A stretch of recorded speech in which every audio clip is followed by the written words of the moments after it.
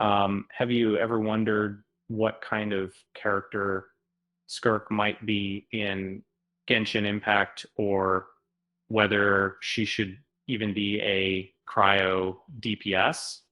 Uh, Again, before diving into that, uh, don't forget to subscribe to the channel and hit the like button to keep up with all the latest gaming discussions as we have. Now let's unpack the possibilities surrounding Skirk.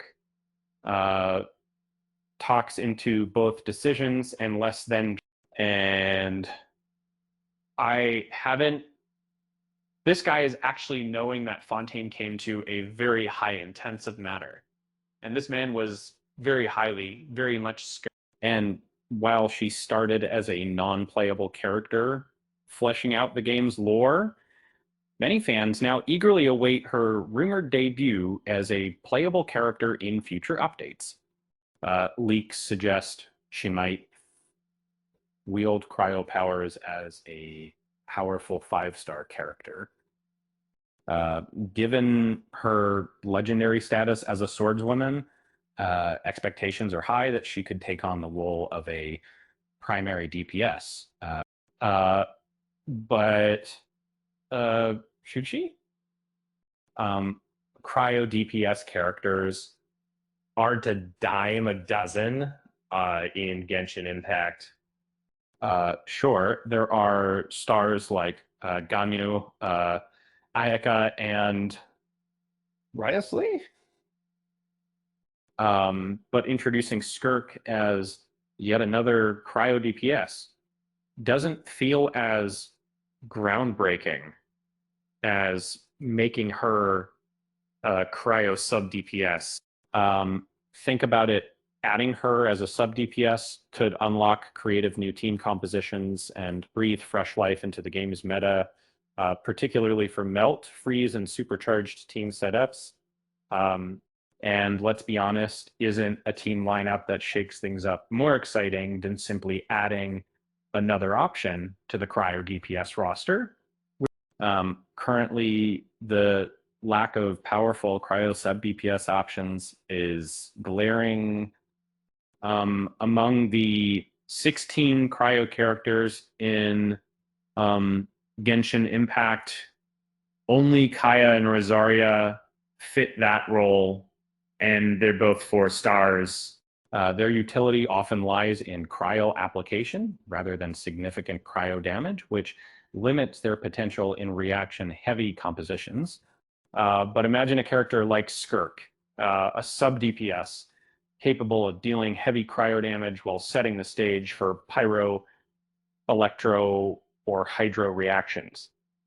And that it could predict into a composition that they would predict this system second of the purposes of the encounter. Like, in this case, the encounter is mostly predictive. If Skirk were to fill that niche, she could support reaction-heavy DPS builds while avoiding potential overlaps with powerhouse cryo DPS units like Riosley. Speaking of Riosley, his status as the most dominant cryo DPS could be challenged if Skirk enters as a stronger cryo main DPS. Soon after his rerun, that could frustrate players who specifically pulled for him. However, as a sub DPS, Skirk wouldn't compete with Riosley's dominance, but would instead complement and enhance cryo-based teams. It's a win-win solution. Of course, there's an elephant in the room. The Tsaritsa, it matched the Tsaritsa as the Cryo Archon. It's becoming more likely that she'll be designed as an off-field sub-DPS character, similar to Raiden Shogun or Nahida. If Skirk also takes on like a sub-DPS role, she'd eventually face stiff competition from the Tsaritsa. But with leaks hinting that Skirk's release might not happen until late in the game's roadmap, she could enjoy a period of relevance before any potential overshadowing occurs. Given all this speculation, isn't the concept of Skirk as a cryo sub DPS way more intriguing? Sure, leaks are just weeks, and everything from Skirk's kit to her release date remains shrouded in uncertainty. But dreaming about these possibilities keeps the excitement alive for what Hoyoverse might have in store. And hey, if she does end up as another cryo DPS, at least she won't be as cold as my gotcha luck.